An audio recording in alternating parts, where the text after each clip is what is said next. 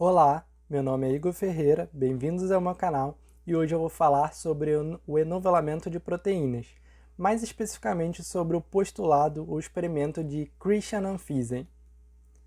Bom, na videoaula de hoje eu vou falar um pouquinho rapidamente, sobre o que é uma proteína. Eu vou diferenciar os termos enovelamento de proteínas versus predição de estruturas de proteínas e vou falar sobre o postulado de Amphisen, ou a hipótese termodinâmica. Bom, e o que é uma proteína? Proteínas são macromoléculas estáveis em condições fisiológicas formadas por aminoácidos que fazem ligações peptídicas entre si. Então eu gosto muito de utilizar a analogia, de um trem, em que basicamente cada vagão seria um aminoácido, que eu coloquei aminoácido X, Y, Z, mas por exemplo poderia ser uma serina, uma fenilalanina, enfim, entre os diversos aminoácidos que temos, os 20 aminoácidos. E aí eles são conectados, cada vagão conectado por ligações peptídicas, E a função da proteína está diretamente relacionada à sua estrutura tridimensional, Então, a conformação da proteína, como ela está distribuída espacialmente, vai ser muito importante para que aquela proteína consiga exercer sua função. Então, apesar da estabilidade, as proteínas não são moléculas estáticas, são estruturas flexíveis com movimentos específicos.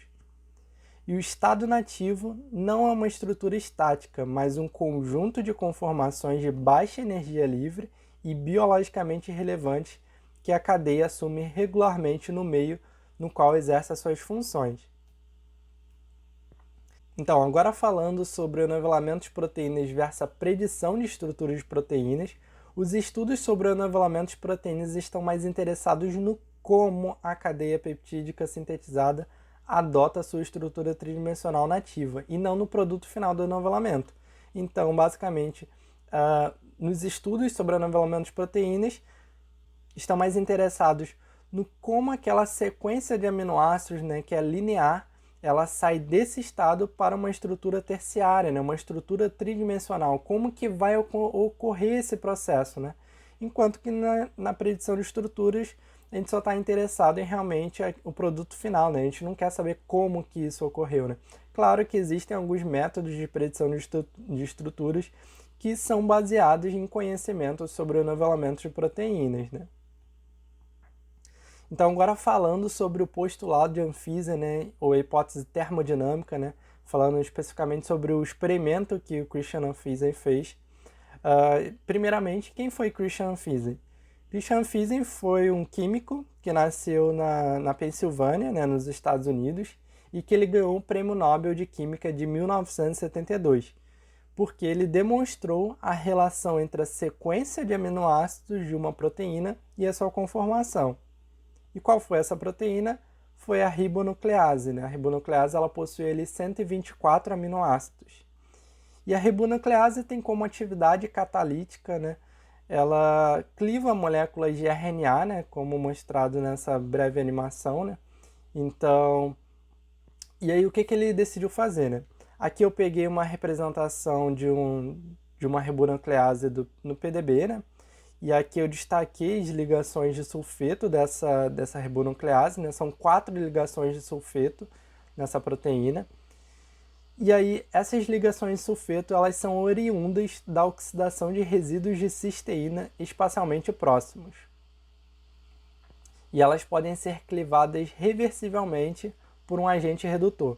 Então, as ligações de sulfeto são ligações covalentes, que são muito importantes para que a proteína ela consiga ficar no seu estado tridimensional, na sua estrutura terciária, no caso, de algumas proteínas, Então, aqui tem uma representação, que pode ficar mais claro isso, Aqui é a representação dessa ribonuclease com 4 ligações de sulfeto, E aqui os resíduos de cisteína, no caso, os aminoácidos de cisteína, tem ali os átomos de enxofre, que são que fazem essa ligação de sulfeto, Então, o que Christian Fisen e colaboradores fizeram, né? Qual foi o experimento dele? Ele utilizou a ribonuclease, né, igual eu falei, e aí ele adicionou ureia, 8 molar de ureia, né, para quebrar interações não covalentes, como por exemplo interações de ligações de hidrogênio, né, dessa ribonuclease, e depois adicionou o beta-mercaptetanol, porque o beta-mercaptetanol já é conhecido por clivar as ligações de sulfeto, né? Inclusive o pessoal que costuma fazer o Western blotting, né, que é uma técnica que é basicamente para detecção e quantificação de proteína, né, em que utilizam um gel, né, utiliza muito o beta-mercaptetanol, né, para justamente fazer com que a proteína ali fique num estado primário, né, a sequência linear, né, e ela consiga passar pelo gel, né, e depois consiga quantificar e detectar essas proteínas, né.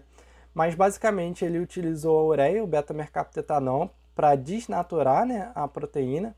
Aqui eu coloquei essa representação, ainda tem umas estruturas secundárias aqui, mas é só representativo, né, é para representar que a proteína ela foi desnaturada, né, desenovelada.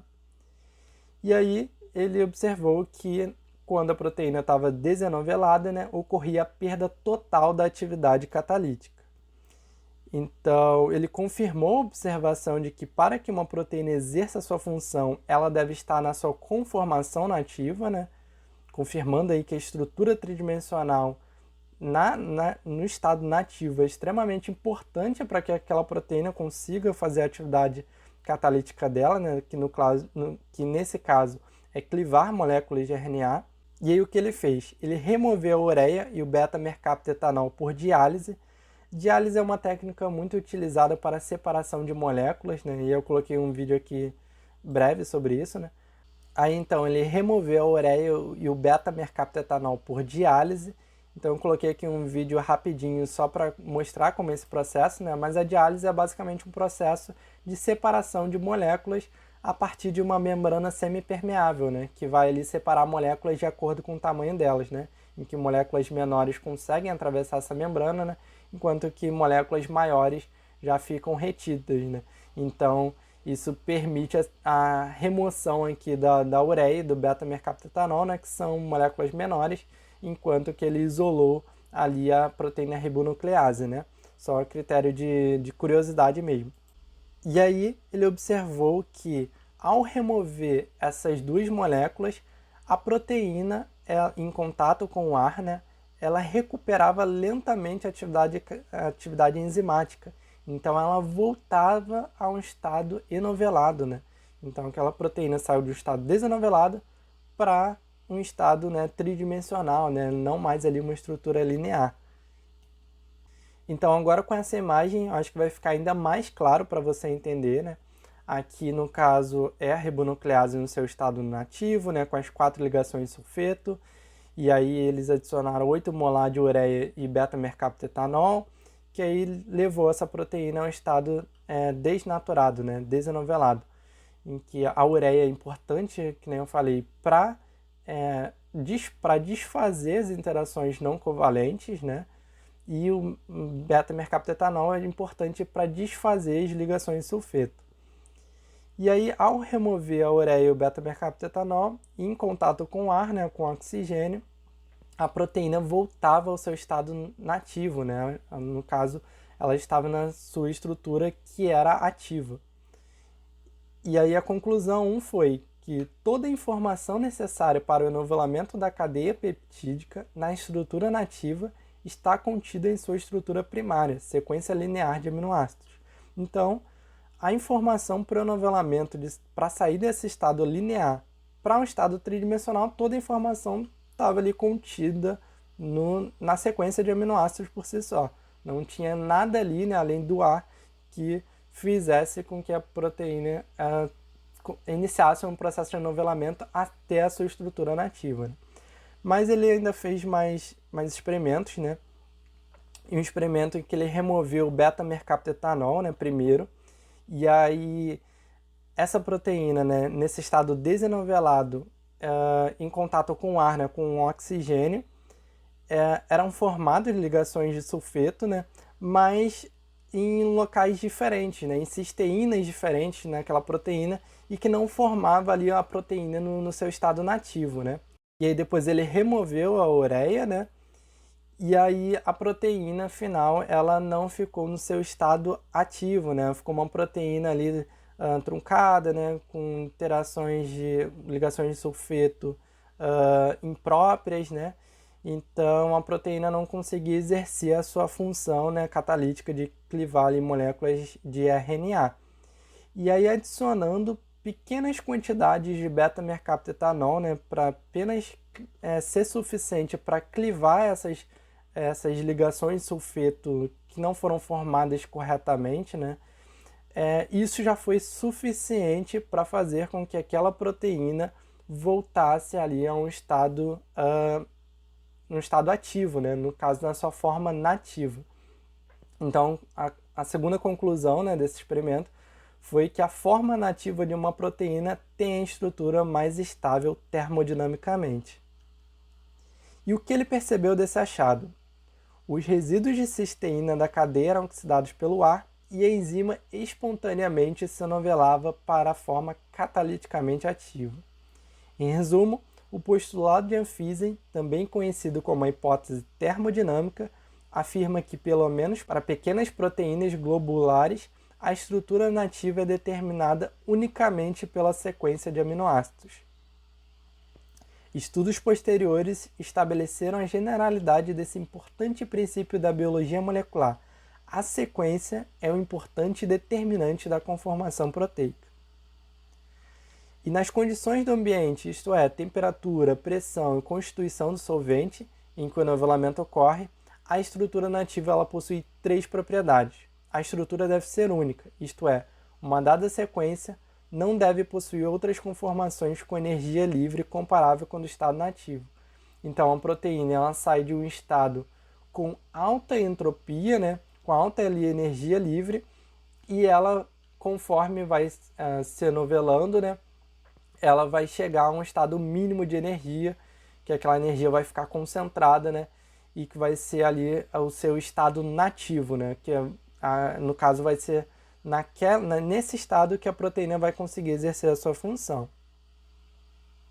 E a estrutura deve ser estável, isto é, pequenas mudanças no ambiente ao seu redor não devem causar mudanças no enovelamento. Isso leva à imagem de que, pelo menos para perto do mínimo global, o enovelamento de proteínas segue um formato de funil, que implicaria na estabilidade do estado nativo. Então essa proteína ela fica realmente estável, precisa ali de modificações bem significativas, né, no pH, na pressão, na temperatura, para que aquela proteína ela saia desse estado nativo, né? Então, mostrando aí que o estado nativo é bem termodinamicamente favorável, né? E a estrutura deve ser cineticamente acessível, isto é, o processo pelo qual a forma nativa de uma dada proteína seja atingida deve ocorrer em um tempo compatível com fenômenos biológicos. Então, normalmente, o enovelamento leva ali na ordem de grandeza de nanosegundos, né? Então, é um processo que ocorre assim bem rápido, né? Obviamente, outros aspectos podem influenciar no enovelamento, né? O enovelamento é frequentemente influenciado ou mesmo totalmente dependente de modificações co- ou pós-traducionais, além do ambiente molecular de destino e da participação de chaperonas, né? No caso da ribonuclease, né, ela não tem essas modificações, não necessita de modificações co- ou pós-traducionais, né, para chegar ao seu enovelamento final, né, a sua estrutura nativa, mas a maioria das proteínas, né, principalmente proteínas maiores, né, a ribonuclease é uma proteína considerada pequena, né, proteínas maiores precisam muitas vezes de modificações co- ou pós-traducionais, né, que acontecem principalmente pela participação de proteínas que a gente chama de chaperonas, que podem fazer mais de 300 modificações, né, no caso nas cadeias laterais de aminoácidos, né, em que essas modificações, como por exemplo aqui na imagem, né, um exemplo, utilizando o ATP, né, as proteínas quinases podem utilizar o fosfato do ATP e assim adicionar isso em alguns aminoácidos específicos nessa sequência de aminoácidos, né, dessa futura proteína, e assim levar ao enovelamento dessa proteína, né? Mas que nem eu falei, são várias modificações para que isso possa ocorrer. Isso aqui eu estou mostrando de uma forma bem simplificada, né? Porque não é o objetivo do vídeo. O objetivo do vídeo é mais apresentar mesmo sobre o experimento de Anphyser, né? Então é isso. Eu deixo aqui também a referência, né, dessa videoaula, um livro super interessante, que é Bioinformática da Biologia e Flexibilidade Molecular, do professor e pesquisador Hugo Verli, lá da Universidade Federal do Rio Grande do Sul. Esse livro aqui é um livro grátis, né, que está disponível nesse site aqui. Eu vou deixar o link na descrição, né, então eu recomendo muito a leitura dele, né, uma leitura muito fácil, né, de entender. Então é isso. Se você gostou do vídeo, não esqueça de deixar o seu gostei, inscreva-se no canal, compartilhe com os amigos. E eu também quero fazer um próximo vídeo, né? Continuando esse tema sobre enovelamento de proteínas, mas eu quero falar mais sobre como que realmente se dá esse processo de enovelamento, né? Como que essa ribonuclease ela sai desse estado desnovelado para sua estrutura tridimensional, né? Por que que isso ocorre, né? Como que isso vai ocorrer? Então, eu conto com vocês na próxima videoaula, né? Então é isso, gente. Tchau!